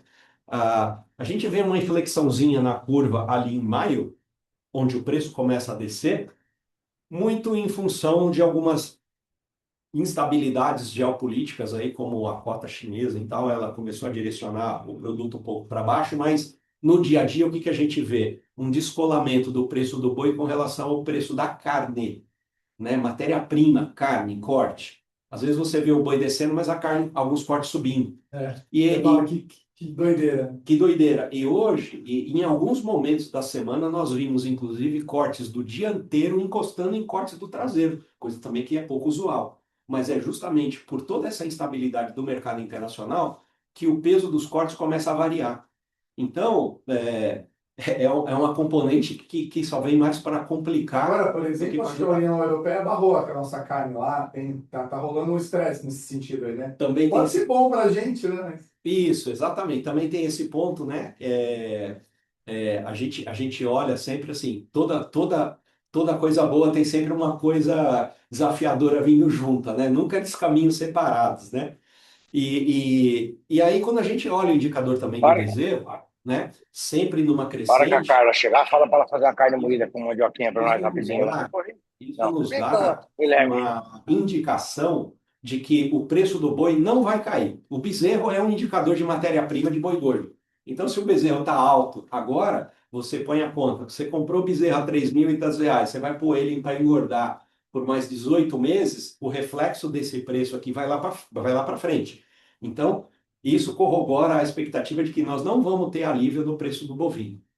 Tá? Não vamos ter. Como é que a gente tem uma segunda variável que diz para a gente que o preço do bovino não vai cair? A hora que eu vejo o abate de macho e fêmea, a proporção. Tá? Nós viemos abatendo muita fêmea ultimamente, né? Desde 2021, 2022, quando a gente teve a reversão do ciclo, né? Você vê que antes de 2021 o abate de fêmeas diminuiu acentuadamente, que é justamente para você recuperar o plantel. Mas depois de 2021, a coisa se acentuou de uma forma muito grande, onde a gente chegou lá a 46% de abate, da relação abate de fêmea a macho. Com 46, você está consumindo o plantel, você está reduzindo o rebanho. Então vai faltar boi gordo. Então é certeza. Então, com esses dois indicadores aí, né, você tem a certeza que Lembrando que isso tudo reflete em todos os cortes, né? todos, absolutamente todos, Para nós, né? todos. Comida, cubos, né? E aí no dia a dia, né? Então, como eu falei, isso aqui é uma tendência macro. No dia a dia, podem acontecer subidas e descidas de cortes, porque os mercados externos também têm essas variações, Os né? spots, né? Mas teoricamente, o que indica aqui é justamente isso. Então, se a gente não tiver um abate de fêmea, a proporção fêmea-macho abaixo de 30, nós não vamos recuperar plantel, nós vamos consumir e o preço vai continuar alto, né? Outro ponto que é importante salientar aqui, que é as exportações de carne bovina, né? Elas têm crescido assustadoramente, né? Mesmo porque Estados Unidos está numa baixa terrível, né? Eles têm um ciclo muito mais prolongado e estão ficando fora dentro do mercado, ficando fora do mercado, desculpe, né? Então o Brasil se torna cada vez mais protagonista dentro desse universo da exportação, né? Os Estados Unidos hoje está com o rebanho mais baixo dos últimos 70 anos, praticamente, né? Só que a dinâmica do mercado americano é um pouco diferente do mercado brasileiro, né? A Austrália se assemelha um pouco, mas a Austrália está já um pouquinho mais estável. Então, tudo isso nos indica que o preço do bovino vai continuar em ascensão, né? Aqui, só para vocês terem ideia, uma curiosidade, né? A China é o maior importador de carne bovina do Brasil, e aí, justamente com a imposição das cotas que eles colocaram agora, a, a China, a gente coloca esse ponto de interrogação dizendo assim, pô, nós já encerramos a cota, nós completamos a cota em junho da China, que vai valer até dezembro. Mas será que o chinês vai parar de comprar 6 meses do Brasil mesmo? Sendo que a China, do total de carne importada no mundo pela China, o Brasil participa com 56%, e a carne bovina brasileira entra na indústria chinesa, né? Ela não entra no varejo propriamente dito. Então, esse é um ponto de interrogação. Se a China derrubar a cota para o Brasil, esse cenário pode se inverter e a nossa carne subir com mais velocidade, né? Nós vamos entrar num período que ela vai entrar em instabilidade agora, né? Mas se essa reversão acontecer, isso é evidente. Nos Estados Unidos, né? Os Estados Unidos estão demandando bastante dianteiro do Brasil. Então, isso também afeta a parte dos nossos cortes aqui, principalmente do dianteiro, que é a carne de segunda, que o pessoal chama, que é uma alternativa mais barata para você colocar lá, ela também está sob pressão agora, né?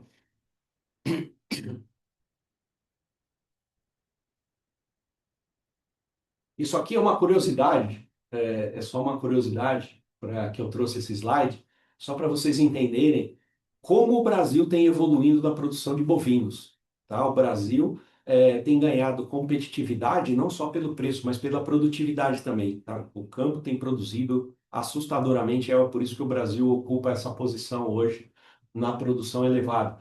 Você vê que os mercados, principalmente o mercado europeu, tem diminuído bastante a produção de carne bovina dentro do seu país, né? E isso tem um impacto.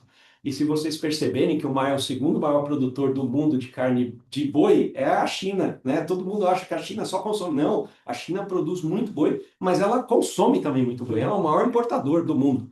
Afinal de contas, são mais de 1,3 bilhão e 400 mil habitantes que tem a China. E lembrando que a População China, muito grande, né? e lembrando que a China nos últimos 10 anos tem aumentado o seu poder de compra, né? A população tem enriquecido, né? E quando a população enriquece, boa parte do dinheiro migra para uma alimentação maior, melhor, e dentro da alimentação melhor vai para o consumo de proteína e preferencialmente bovina.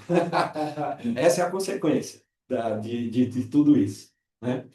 Então, como é que a gente vê o cenário de bovino, resumindo de tudo isso que eu falei para vocês, né?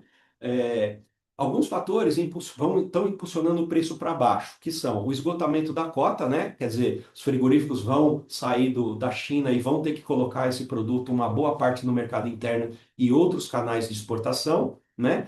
A guerra no Oriente Médio dificulta esse canal de exportação, principalmente no Oriente Médio, que é um dos países, é um grupo de países que consome bem o bovino brasileiro, né? A comunidade europeia, que, como bem disse o Luiz ali, salientou, tem uma imposição aí de restrição a partir de setembro, onde a carne bovina do Brasil não irá, e isso pode trazer mais produto para cá, deixar mais produto dentro do Brasil, principalmente com cortes traseiros, tá? Que é o item de maior valor que vai para a comunidade europeia, né? Mas nós vamos ter redução de escala também, que que, por consequentemente, pode trazer um pouquinho de instabilidade de preços, não só para baixo, mas pode direcionar até às vezes um pouquinho para cima. E alguns fatores que direcionam o preço para cima os Estados Unidos vai abocanhar boa parte do que a China vai deixar aqui no Brasil, né? Porque realmente a carne americana está extremamente cara e a carne do Brasil ela tem uma ótima qualidade numa relação de preço. Carne do Brasil para os Estados Unidos basicamente vai para a indústria também, principalmente a indústria de hambúrguer, almôndega, recheios e tudo mais, que é um mercado gigantesco lá dentro, né? É, há pressões de preços entre os cortes, como eu falei agora, né? Preços de dianteiro fazendo pressão sobre preços de dianteiro.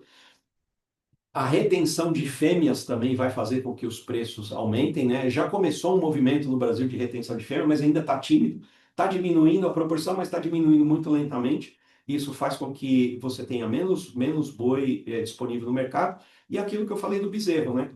O bezerro está alto, nós vamos ter preço de boi alto em 2027. Então, ao final do dia, quando a gente passa a barra nesse mais e menos, nós temos uma instabilidade de preços enorme com tendência de alta em 2027. Esse é o cenário.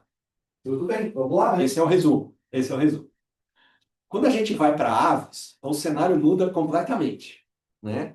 O setor de aves do Brasil é um dos mais agressivos do mundo do ponto de vista de produção, de tecnologia, de sanidade, né? Você vê aí picos e vales acontecendo dentro desse universo, mas vamos pegar o finalzinho ali da curva, que é o que eu vejo que onde os preços eles estão mais estáveis, eles estão flutuando menos, sem grandes picos e vales, né? Aqui, para você ter ideia, uma curiosidade, em março, abril de 2025, nós exportávamos peito de frango para o mercado do Oriente Médio a quase US$ 5.000 a tonelada. Hoje, esse preço caiu para 2.500, para você ter ideia, 2.000, 2.100, 2.200.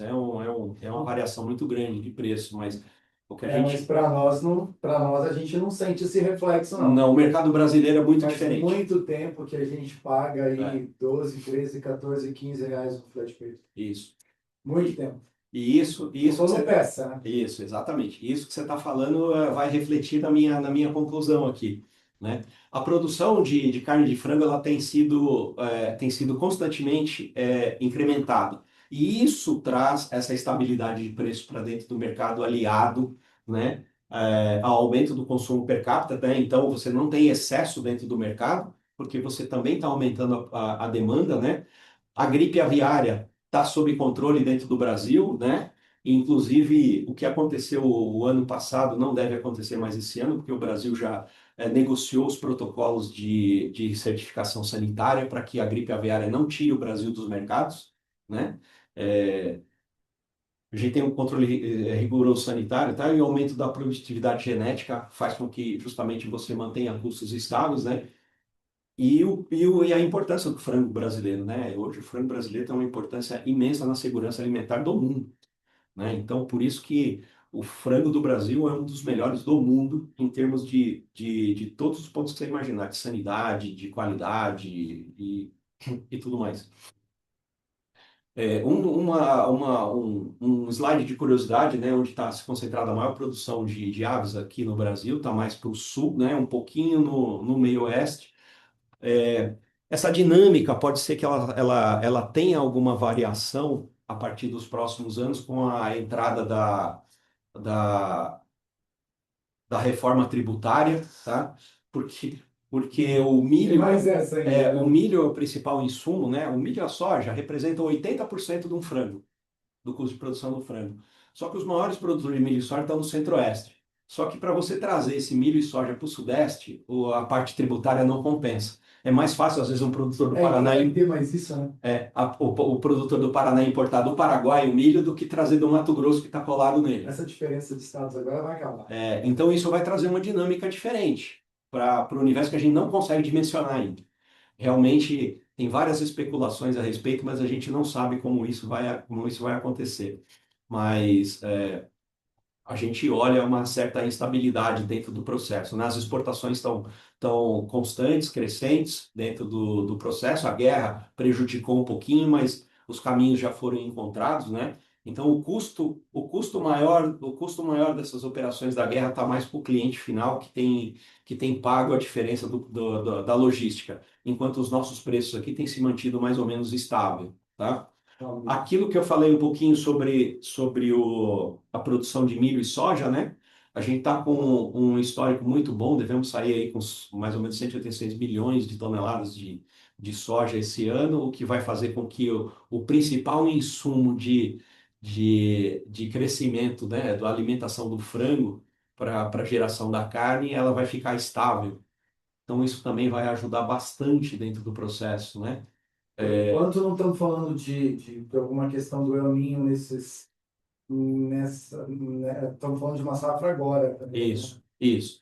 A gente tá Pensar no futuro já é um pouco, a gente tá já falando dá um frio na barriga já. a gente está falando do horizonte 26, 27. Eu acho que o El Niño ele pode impactar um pouco de 2027, principalmente na safra do verão, né? E para 2028 ainda tem um ponto de interrogação aí, porque o El Niño ele vai afetar nós e afeta diferente o hemisfério norte, né? Que ah, assim como a carne, eu falei aqui, o milho, a soja são dois players no mundo, é o Brasil e os Estados Unidos. Né? Ponto. Ponto. A Argentina tem um pouco ali que corre em terceiro lugar, tem um pouquinho a Rússia e a Ucrânia, né, que abastece principalmente o mercado europeu, mas o forte é Brasil e Estados Unidos. Se algum desses países tiver problema, o risco é grande, mundialmente falando, porque, por exemplo, a China não consegue viver sem o Brasil e os Estados Unidos. Simplesmente não consegue. Tá? Tem um jogo político que você escuta da mídia e tal, mas não existe forma da China se abastecer se não comprar de Brasil e Estados Unidos. É uma população que come, né? Uma população. E a soja está permeada, né? Quem tiver curiosidade, se você olhar a cadeia de uso de soja, ela permeia até por tinta, por exemplo. Então não está só na cadeia, né? E agora com o advento do biodiesel, né? Agora não, já faz um tempo, o biodiesel, né? Ele também está sendo consumido dentro desse universo, né? Os Estados Unidos usam muito milho no biodiesel deles, né? Nós estamos usando também aqui, principalmente no Centro-Oeste, né? Por isso que eu falei que a reforma tributária pode trazer uma dinâmica diferente, porque esse milho que está no Centro-Oeste, ou ele é consumido lá ou ele vai para exportação, ele não vem para o Sul. Mas a partir do momento que se quebrar isso, o que vai acontecer? Né? Será que o biodiesel vai ficar ainda competitivo para você fazer no Centro-Oeste?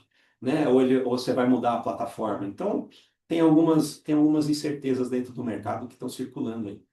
Então, quando a gente fala do mercado de aves, a gente vê a intensificação da guerra no Oriente Médio, pode trazer vales momentâneos, né? Quando a coisa acontece ali, você tem uma retenção de produto no Brasil e aí esse produto pode cair um pouco de preço para ser consumido aqui dentro, né? Entrada do inverno com a volta de focos de gripe aviária, a gente não sabe efetivamente como é que pode estar, mas o Brasil está bem preparado e bem protegido para isso, mas existe um certo grau de incerteza que pode trazer alguns vales no meio do caminho e a própria imposição da União Europeia também com relação a isso, aí justamente vai entrar no caminho, porque basicamente a União Europeia é peito de frango.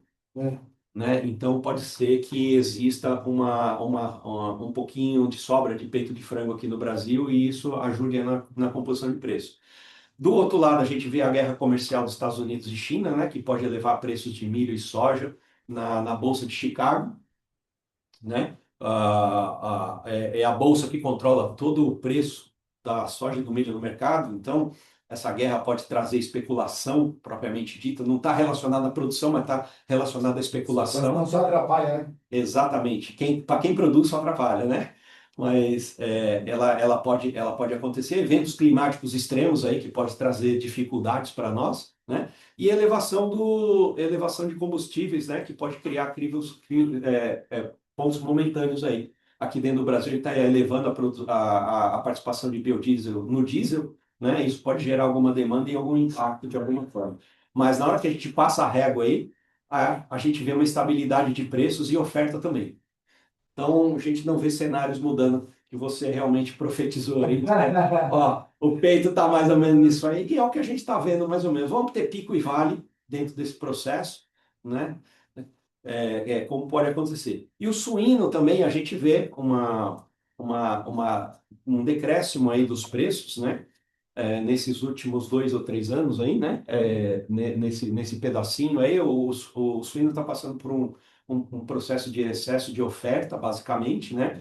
E isso está gerando algumas oportunidades. É claro que esse excesso de oferta vai ser drenado do mercado, né? Vai ser enxugado, isso aí para que alguns preços voltem, mas existe uma oportunidade do mercado em 2026, eu vejo, tá? Nessa área de suíno, tá? Apesar da exportação estar crescente e tal, mas a gente vê certa oportunidade acontecendo, né? Então, excesso de oferta mundial, estabilidade de preço da soja traz essa condição para que os preços também se mantenham dentro de uma certa normalidade e os produtores estão acabando absorvendo essas reduções de margem para manter o mercado circulando, né? O volume sendo distribuído dentro do mercado. Alguns vieses de alta que podem acontecer, né? O aumento da exportação para Estados Unidos e Canadá, e as Filipinas também, que têm comprado bastante suíno do Brasil, né? Isso ajuda a puxar um pouquinho o preço, né? Um pouco se comunica com o do frango, né? Justamente com eventos climáticos da safra, e a elevação dos combustíveis pode trazer algum excesso, mas eu não acredito, né? Então, no bottom line aqui, no resumo nós suínos temos oportunidades de preços e ofertas, aí é por isso que, inclusive, nós estamos desenvolvendo produtos para esse segmento, tá? Então, era basicamente isso que eu queria trazer para vocês, né? Trazer essa mensagem de que a Alfama está preparada para entrar nesse segmento. Nós queremos nos encontrar com vocês, ouvir as dores e trazer soluções para vocês com essa gama de produtos e dedicação que nós estamos mantendo para vocês aqui dentro do mercado. Agradecer aí a presença de vocês aí. Vamos perguntar para o pessoal aqui, vamos trocar um pouquinho de figurinha. Deixa eu ver se a Cristina está aí, o Walter está aí. Cadê o pessoal? Pedro da Petite. Cadê o nosso amigo Fábio Resina? Quem que está online aí? Deixa eu ver deles aí. Quem que está online aí para a gente... Pessoal, tem a Fabiano tá ali, o pessoal da Cancian também tá ali, ó, tem muita gente ali. Pessoal, vocês querem fazer uma pergunta? Pessoal da ANS lá de Bauru, vocês querem tirar alguma dúvida, fazer pergunta? Menos preço que ele não vai dar aqui, porque vai depender da negociação de cada um. Ele atende CD, atende ponto a ponto, vai depender da negociação de cada um. Essa parte a gente não consegue, mas vamos lá. Marcelo, é isso? Eu tô olhando o Marcelo aqui, tô olhando o Marcelo. Vocês têm intenção de lançar filé de coxa sem pele em pacotes com peso padrão de 1 quilo. Existem poucos fabricantes que fazem produto, praticamente todas as prefeituras colocam no edital. Esse é um caso que eu comentei lá na hora da reunião, que é específico, né? Quem trabalha é específico. Perfeito. Obrigado, Marcelo, da Angá. Sim, Pessoal, obrigado, aqui Marcelo. do Sim, interior. a gente tem o olhar para isso, tá? Nós não desenvolvemos o produto ainda, e nós podemos trabalhar assim no desenvolvimento. Já estamos olhando esse mercado. Não temos uma demanda específica de algum cliente e tal, mas dá uma chamada para nós e nós vamos conversar a respeito, Machado. Obrigado, viu, Marcelo? Muito bacana. Bom, o Antônio está dizendo ali, né? Olha, parabéns pela exposição, time da Aberto pelo convite, atende a região de Angra dos Reis, Rio de Janeiro. Chegamos em qualquer ponto do Brasil, tá? Nós conseguimos chegar, nós temos mais de 102 distribuidores hoje que estão espalhados dentro do Brasil nessa malha logística. E é claro, também, como disse o Luiz, dependendo das negociações, nós temos condições de chegar dedicadamente até você, sem problema nenhum, tá? Ah, bacana. Ó, o Emerson também, ó, o Emerson lá da Tempero está aí também com a gente. Pessoal, alguém quer fazer uma pergunta? Abriu o microfone aí. O comprador gosta de falar, né? Então não adianta querer brigar com ele aqui agora, fazer pesar aqui o filé de frango, mas de verdade, a gente percebe que é um padrão, pessoal, muito bacana, é um padrão um pouquinho diferente, já está começando a ter gelo aqui. É um padrão bem bacana, legal mesmo o padrão. Eu vou pegar aqui só Isso, pode só pra levantar poder ele ver. ali. Isso. Essa é uma briga terrível entre a gente aí todos os dias com as cozinhas. Depois que faz, depois que está pronto, quanto perdeu de água. Inclusive o pessoal da CEPAT aí do Sul, da CEPAT, isso, CEPAT. Eu estou devendo aí uma informação sobre essas questões aí, que a gente sempre troca essas figurinhas, né? Porque o que que é aceitável nisso tudo, né? Pessoal, mas olha, a gente quer agradecer primeiramente vocês por realmente, né, nesse projeto novo que você está, numa planta nova, né, inclusive vocês vão, né, fiquem à vontade para ir lá conhecer, ir lá ver realmente de perto tudo isso e ter essas tratativas, porque realmente o nosso mercado ele é carente de porcionado, é uma dor grande que nós temos aqui dentro da BEC, seja o pessoal de merenda como o Marcelo, ou o pessoal do privado, o pessoal, independentemente, né? Todo o Brasil aí, né? Tem pessoal de outros estados que atuam em São Paulo, ou os que estão em São Paulo que atuam em outros estados, e a gente conta demais com vocês nesse desenvolvimento. E a nossa reunião não para por aqui, porque a gente pretende o quê? Conforme você for conversando com todas as cozinhas, com todo o pessoal que está aí, a gente possa ir crescendo e desenvolvendo isso, e a gente ter outros encontros, né? Como, por exemplo, em novembro nós vamos ter o nosso seminário, que é um dia todo voltado para food service, né? Nas feiras onde a gente está se encontrando, inclusive acho que vocês estavam na FIPAM, não estavam? Estávamos na FIPAM também. Também, né? Isso. Olha, até eles estão vendendo carne na feira de panificação, pessoal, vai vendo. Legal. E a gente continuar essa conversa, esse diálogo, para que haja esse crescimento e a gente consiga, né, atender, porque hoje o mercado também do cliente, ele tem lá o preço base dele. E aí a gente fica refém de como trabalhar. Então, eu tenho que pensar na mão de obra, eu tenho que pensar no espaço físico, eu tenho que pensar na estrutura que o cliente me dá, eu tenho que pensar na entrega, na gramagem, no custo, na padronização. E vocês que estão do lado de lá, né? No meio entre o frigorífico, é que fazem a transformação para entregar para a gente. Então, obrigado por vocês quererem fazer isso. Fale para os seus diretores lá, vocês estão no caminho certo. A gente precisa que vocês continuem apostando nesse segmento para que se torne aí, por que não, assim como vocês são líderes aí no desfiado, venham ser também no nosso segmento ocupar um espaço muito grande, né, junto de outros fornecedores bons também, mas que vão fazer parte do nosso hall de fornecedores aí. Legal, Luiz. Você falou de uma forma extremamente importante, né? Corroborando aquilo que você falou. Nós somos líderes naquele mercado, nós queremos ser líderes aqui também. Porque estamos vindo com uma proposta totalmente diferenciada, focada nas dores que esses clientes têm, né? Assim, nós nos tornamos líderes naquele segmento, fazendo exatamente isso, ouvindo os nossos clientes, fazendo produtos exatamente como eles precisam, para que a gente possa estar cada vez mais participando desse setor de food de forma forte, como é o horizonte que a Alfama vê. Nós não vemos o 2027, nós não vemos 2021, nós estamos olhando para 2035. E dentro desse universo, até 2035, nós queremos nos consolidar nesse segmento fazendo isso. E os investimentos, isso, né? E o investimento não para, Luiz. A gente inaugurou a fábrica, nós temos o maquinário, nós já estamos olhando upgrades para frente e tudo mais, nós estamos ouvindo o cliente, estamos fazendo algumas modificações. Então, o que eu quero deixar aqui claro é isso. Vocês têm para quem falar e para quem responder, né? Esse setor. Então, a ajuda da ABEC foi fantástica, aqui você abrindo esse canal para que eu pudesse falar, né? A Alfama pudesse falar com todo mundo ao mesmo tempo. E estamos lá, receptivos a vocês. Eu vou pedir até para o Júnior deixar, ao terminar aqui agora, que a gente vai, daqui a pouco nós vamos encerrar, o contato dele tem um slide que já tem um contato, já deixa também ali no chat. E nós vamos enviar para vocês o link dessa reunião. Eu sei que muitos estão aí agora socorrendo, né? O 0800 aí tá a milhão, né? O 190 de vocês aí, mas vocês assistam depois ou pela própria apresentação que o Júnior também vai encaminhar, vocês vejam depois com calma e entrem em contato, marquem essas reuniões e discutam, porque a gente quer realmente ver esse mercado fomentando. E um ponto importante para nós aqui não é maior a Sapori, menor a GR, maior a Cancian, menor a Undina, maior a Leri ou a Denadai. Não, aqui todos esses 70 associados que estão aqui dentro hoje, os compradores, inclusive no nosso grupo ali de WhatsApp, é uma ajuda mútua. A gente quer o bem do segmento de refeições coletiva, do nosso segmento voltado para aquilo que a gente é. Porque, infelizmente, hoje, muito você fala assim, sabe o que é refeições coletiva?